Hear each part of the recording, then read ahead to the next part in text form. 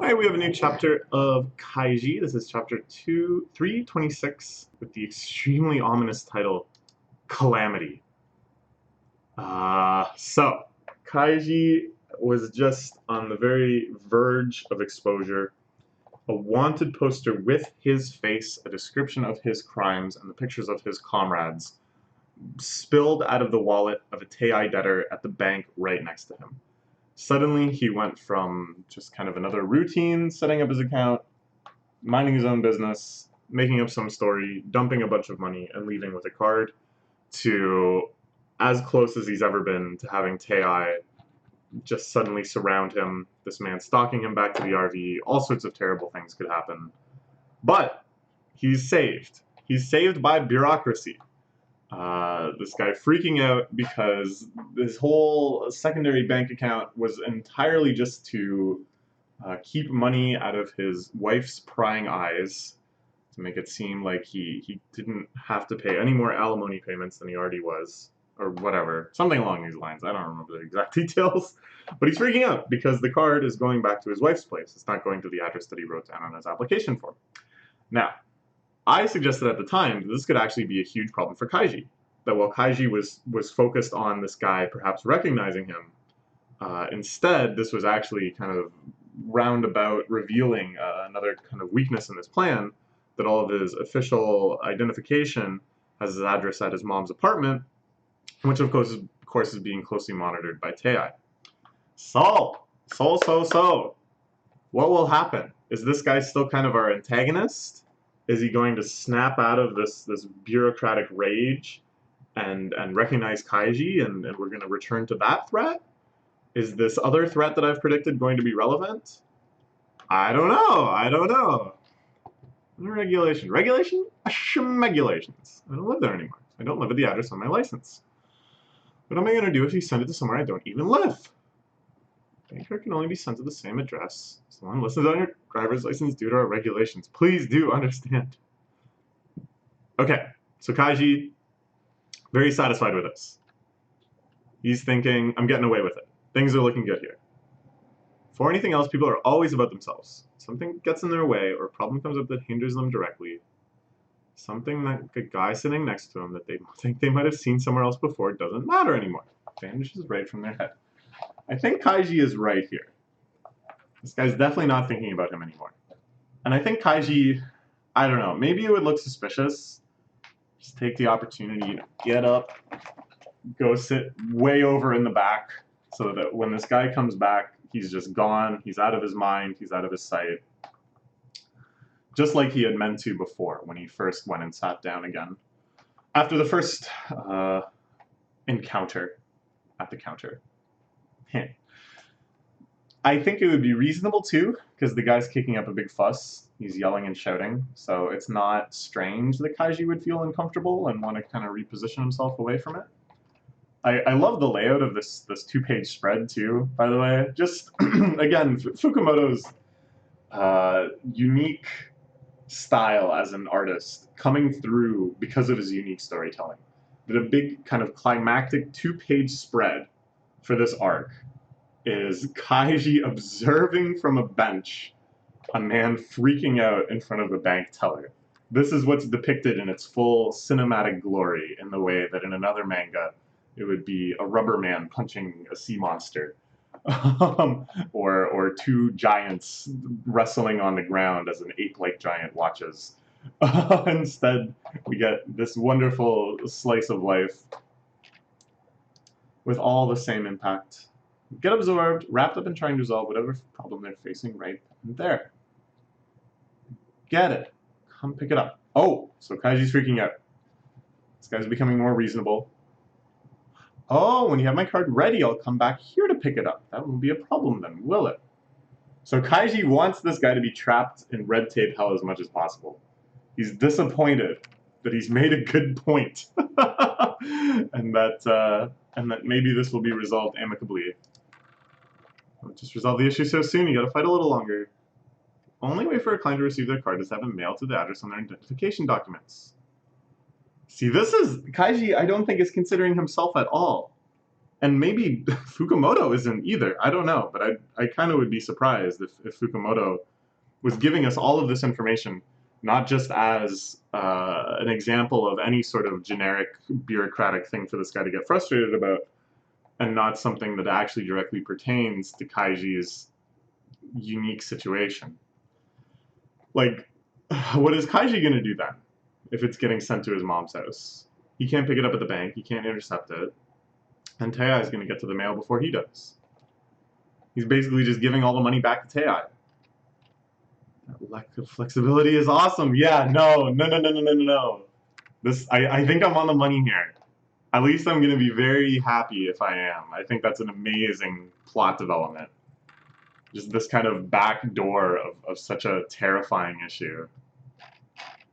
And the fact that Kaiji is just so bathed in dramatic irony here. He has no idea that all of this also pertains to him. I'm the one who made the account. I'm saying I'll come back to pick up the card for it. What kind of problem could you possibly have with that?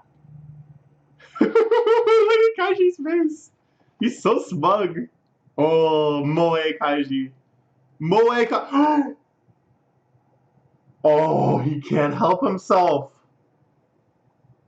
Oh, you idiot. Oh, here's the plan. Just start coughing. You were smoking earlier. It's reasonable for you to have a cough. Just convert your into a cough. What a stupid laugh. Come on, Kaiji. Keep it together. Keep it together. You're getting that floating feeling again. Just treat this like one poker. It's so much easier than one poker. You literally just have to sit there quietly.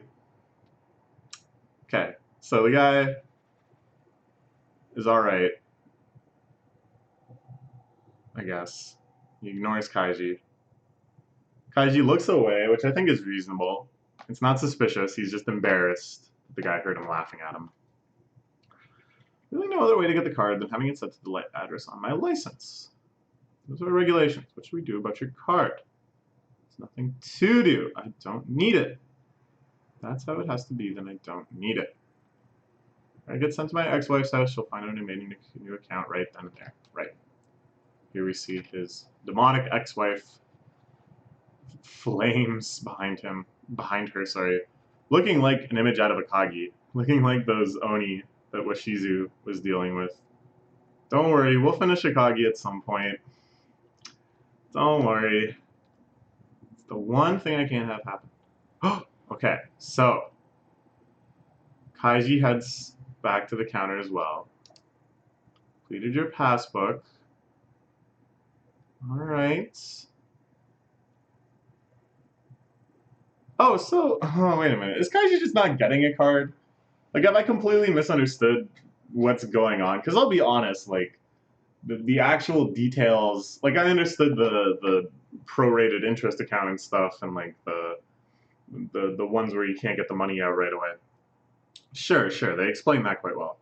But, like, the difference between a passbook and a bank card, the fact that the passbook can be made instantly, the bank card has to be prepared later and sent out, these sorts of details, like, elude me. Like, I don't know if Kaiji is getting bank cards for all these accounts he's setting up, or if he's only getting passbooks. My entire theory hinges on the fact that he's getting the same sort of thing as this guy, but maybe that's not true. I don't know. What's gonna happen here? This is the make or break moment when it comes to my theory for what the true crisis of this arc is. What else do you want from me? Probably just fixed him this savings debt again. Some sort of solution on my deposit. Look, that. And again, another awesome two-page spread. I think these wide panels just showing the office environment are so cool. Like, outside of my jokes about Fukumoto's cinematicness and his dramatic portrayal of these very slice-of-life situations, I think it's also just it's a really cool way to depict kind of the various goings-on simultaneously of this environment. You got these, like, workers in the back, and the numbers indicating the guests being served and stuff. Yeah, it's neat. Oh my, sir!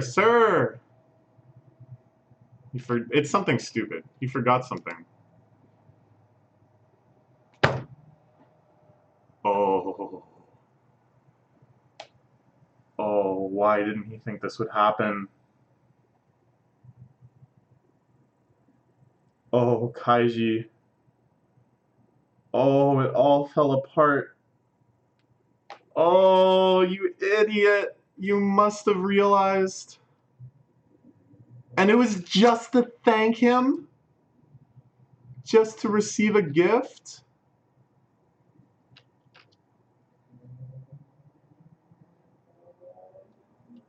Oh. Oh. Alright, okay. It looks like I'm wrong with this whole bank card sent to his mom thing. I don't know, I thought it was a neat idea. But I guess Kaiji would have thought of something like that. And thus is only getting the bank books and not the bank card. Which again, I don't really know how that works. I think the bank book allows you to deal with a human teller, and they just manually record what's happening in your bank book, whereas the bank card you can use an ATM, which makes me think they probably would have gotten bank cards, you know, that would have been very convenient for them, but I guess maybe they realized it's not feasible with their address situation. Anyways, none of that matters. It looks like I was wrong about that. But the original crisis, the original enemy, the Tei debtor, who now has a name to put to that face, a name shouted out across the bank. Oh, no! Oh. Kaiji, you dumbass. Didn't you realize that eventually they would say your name if you continued walking away? She shouts it out again. Ito Kaiji. And now Kaiji is gone, and we're focused in on this debtor. I kind of feel like he might even become our protagonist for a little bit. We've learned a lot about him. We've learned kind of about his personality, his predicaments, and it seems like kind of something they're trying to do off and on again throughout this entire saga, the money escape saga, is go into other characters' perspectives and see Kaiji through their eyes, or more accurately, fail to see Kaiji through their eyes. So maybe now we're gonna get a bit of this guy trying to track down Kaiji after Kaiji has already completely fled the bank. I feel like I've heard that name somewhere recently. Several days prior, instead of one of Tai's many lending buildings. 2.4 billion yen debt evaders. Send reward money to anyone who can get information leading to them. 10 or 30 million yen. So this is where he got the flyer. Ito Kaiji. Ooh, this is so cool. Like, think about from this character's perspective, how crazy this is. You know, just that like almost haunting feeling that must have come over him as he starts putting this together in his mind. Like that in itself is a very engrossing plot.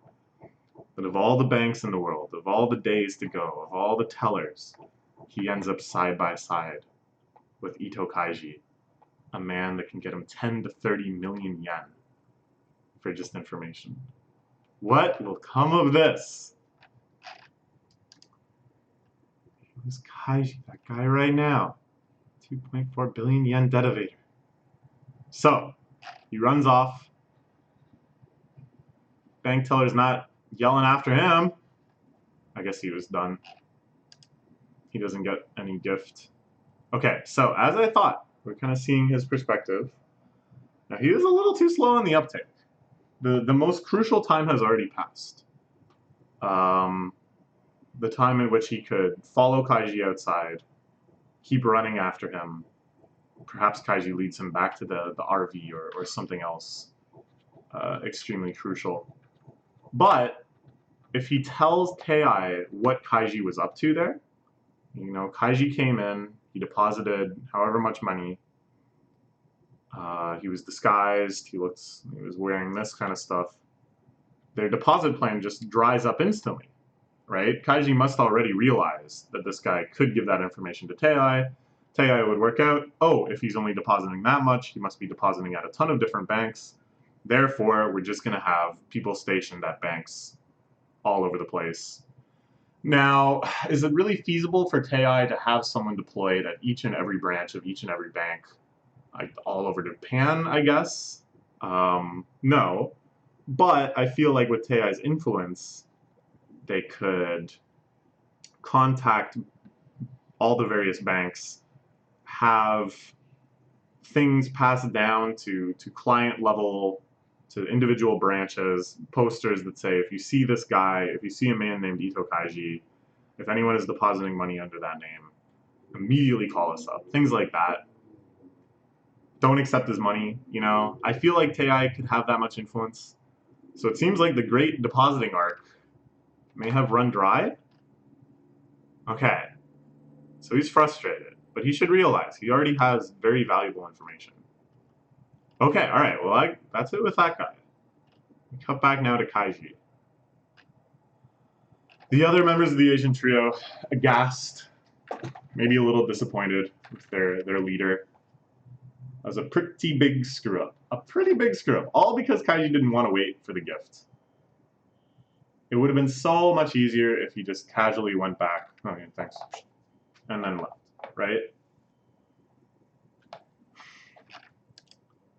Us three are being called the Ni-Yon right now. Oh, cute. Ni means 2, Yon means 4, because 2.4 billion. Pretty simple group name, isn't it? I like it, the Ni-Yon. I still probably will think of them as the Asian trio, just because that's what they were referred to way back in the Idiots with Helmets arc, before I learned what true heart these idiots had. Awful. Now that our faces are being passed around to everyone, we're going to need even more face masks, hats, and glasses when he disguises everywhere we go. So, this is true. They gained very valuable information as well. Kaiji wasn't really sure what the information network of Tei was. I'm sure he suspected something like this could happen, but it's a lot different to just actually see the physical proof that some random debtor at the bank has their faces on a card. So yes, step 1, they need to really disguise themselves more.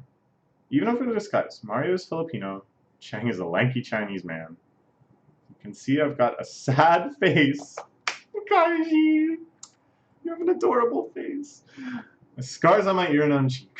Each and every one of us is way too distinct. Yeah. Really, they were on borrowed time before. All their disguises didn't really amount to too much. If there was a real Tei fanboy, a tryhard, who saw that wanted poster and was like, yeah, I'm gonna get him. Still would have spotted him dead. Mario wearing a suit. Hey, it's obviously that guy. That's why we can't keep going like we have been. But the guy who witnessed me today will pass on the news to main headquarters. Right. Once he does, the place he saw me, that bank, and banks in general. Right. And the focal point of Tei's surveillance. Since there's cash dispensers there in the bank, that's where Tei soldiers, people with debts, will go in and hang out every day. Right. Yes, this all makes sense. Loiter around on the lookout for us. Yeah. And that's just it. If headquarters passes down the news to the debtors, it's less important even to pass it down to the bank tellers and stuff. That's complicated, they're maybe unreliable. But the debtors themselves are super desperate and with very little else to do than to bum around every random bank they can think of, glancing over their shoulder for Kaiji.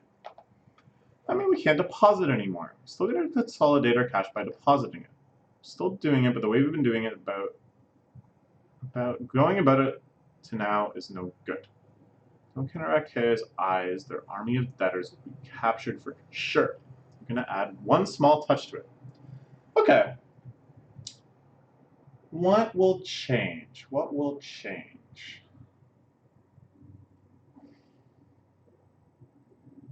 And one small touch to it. Bitcoin? Is it finally time for Bitcoin? No. One small change. One small touch. I don't know. Is it plastic surgery arc? No. I don't know. I really don't know. I feel like I don't know enough about finance to even hazard a guess at the various things they could come up with here on that side, on this kind of like social engineering disguise side. I don't know. Start just bribing debtors. No, doesn't make any sense. Yeah, I guess we'll find out. The new issue isn't too long from now, so we won't have to wait too long to find out Kaiji's next solution to the latest calamity. Okay, bye-bye for now.